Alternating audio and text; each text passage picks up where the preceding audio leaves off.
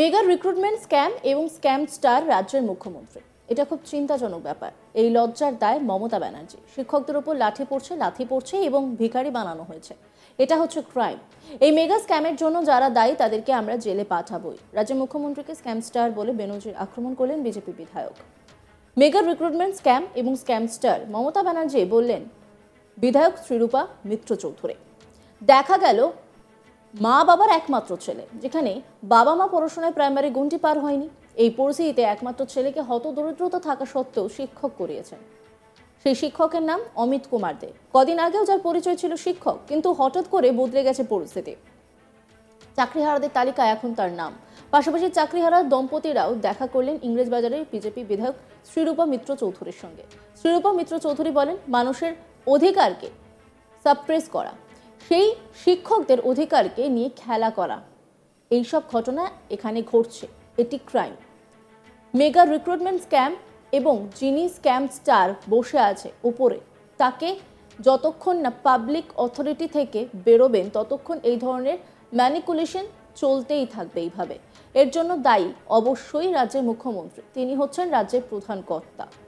সে সবকিছুর উপরে বসে রয়েছে। আমরা বিশেষভাবে অনুরোধ করছি, এদের কাউকেই টাকা দেবেন না।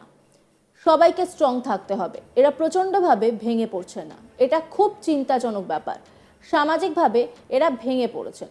সমাজের সামনে একটা লজ্জার বিষয়। তারা অত্যন্ত দুঃখ পেয়েছেন। এই হচ্ছে শিক্ষকের অবস্থা। তার জন্য আমি লজ্জিত।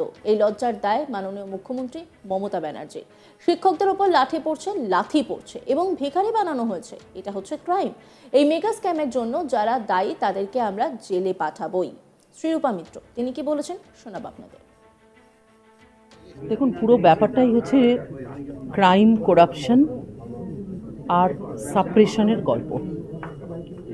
মানুষের অধিকারকে সাপ্রেস করা, সেই শিক্ষকদের অধিকারকে নিয়ে খেলা হবে করা, এসব ঘটনা এখানে ঘটেছে। This basically a big crime, মানে মেগা রিক্রুটমেন্ট স্ক্যাম। এবং যিনি স্ক্যাম স্টার বসে আছেন ওপরে, তাকে যতক্ষণ না পাবলিক অথরিটি থেকে উনি বেরোবেন ততক্ষণ এই ধরনের ম্যানিপুলেশন চলতেই থাকবে। কাকে ইঙ্গিত করছে? অবশ্যই রাজ্যের মুখ্যমন্ত্রী। She is the guardian of the state and she is sitting on the top of everything. আমি বিশেষভাবে অনুরোধ করেছি এনাদেরকে যে কাউকে আর টাকা দেবেন না।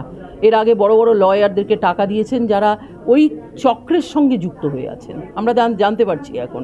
তো আপনারা সেগুলো করবেন না। সবাইকে অনুরোধ করছি, যারা করবেন তারা নিজেকে কন্ট্রোল করুন, আমার কাছে চলে আসুন, আমরা কথা বলবো, আমরা ভালো থাকার চেষ্টা করব। সবাইকে স্ট্রং থাকতে হবে। এনারা প্রচণ্ডভাবে কেঁদে ফেলছেন, ভেঙে পড়ছেন, ডিপ্রেশনে চলে গেছেন, অনেকে ফ্রাস্ট্রেটেড হয়েছেন। সেটা খুব চিন্তাজনক ব্যাপার। তৃতীয় জিনিস যেটা, সামাজিকভাবে এনারা ডিসক্রিমিনেটেড হয়েছেন। স্টিগমা, ডিসক্রিমিনেশন, ডিফেমেশন এদের উপর হয়েছে। তো তার জন্য এদের যে একটা মানে সমাজের সামনে যে লজ্জা, কত দুঃখ পেয়েছেন উনি। এই হচ্ছে রাজ্যের শিক্ষকের অবস্থা। তার জন্য আমি লজ্জিত। এই লজ্জার দায় মাননীয় মুখ্যমন্ত্রী মমতা ব্যানার্জি। তার কারণ অনেক দিন থেকে এই শিক্ষক ওনার ক্যাবিনেট একটাই কথা বলছি, শিক্ষকদের লাঠি পড়ছে এবং ভিখারি বানানো হয়েছে। This is an absolute crime and this mega recruitment scam. তার জন্য যারা দায়ী তাদেরকে আমরা জেলে পাঠাবই। আজকে 26,000 টিচার এখানে ইনভলভ। কে জানে কে টেন্টেড কে না টেন্টেড? আপনারাই তো টেন্টেড করেছেন, আপনারাই তো টাকা নিয়েছেন। এই বুদ্ধিজীবীদের এই হাল করেছেন আপনি। এসএসসি বসে বসে লেকচার শুনবো না। বাবা মুদির দোকানি কষ্ট করে ছেলেকে পড়াশোনা করিয়েছিলেন। যারা কোনোদিন বিদ্যালয়ের মুখ পর্যন্ত দেখেনি, তাদের স্বপ্ন ছিল ছেলেকে শিক্ষক করার। সফল হয়েছিলেন তারা, কিন্তু এক লহমায় সব ভেঙে চুরমার। চাকরি না থাকলে অন্য পথ বেছে নিতে হবে। ক্যামেরার সামনে বললেন অমিত। রাষ্ট্রপতির কাছে যাওয়ার চিন্তা ভাবনাও রয়েছে তার। অমিত কুমার দে তিনি কি বলছেন শোনাব আপনাদের। আমি একজন যোগ্য শিক্ষক। 2016 SLSTতে আমি চাকরিহারা বর্তমানে। তো আমি খুব কষ্ট করে পড়াশোনা করে বড় হয়েছি। আমার বাবা একজন মুদিখানার দোকানদার। আমি ছোট থেকে ক্লাস 1 to 12 মালদা জেলা স্কুলে পড়াশোনা করি, তারপর মালদা কলেজ, তারপর আমি দার্জিলিং গভর্নমেন্ট কলেজ থেকে MSc পাস করি। তারপর বিএড করে আমি 2016 সালে চাকরি পরীক্ষাটায় উত্তীর্ণ হই। আর আমার যে ব্যাকগ্রাউন্ড, আমার পরিবারের আগে কোনো দিন কেউ স্কুলে যায়নি। আমি হচ্ছে ফার্স্ট জেনারেশন লার্নার। আমার বাবা 5 বা 6 পাস, মাও ডিউ টু সোশিও ইকোনমিক্যাল কন্ডিশনের জন্য কোনো দিন স্কুলে যেতে পারেনি, এবং তারা তাদের যে আশা আকাঙ্ক্ষাটা আমার মধ্যে দিয়ে সেটা তারা দেখতে চেয়েছিলেন অ্যাজ এ স্কুল টিচার হিসাবে। কিন্তু বর্তমানে আমরা খুব বাজে পরিস্থিতির মধ্যে। আমার নিজের 12 থেকে 13 লাখ টাকা লোন করা আছে।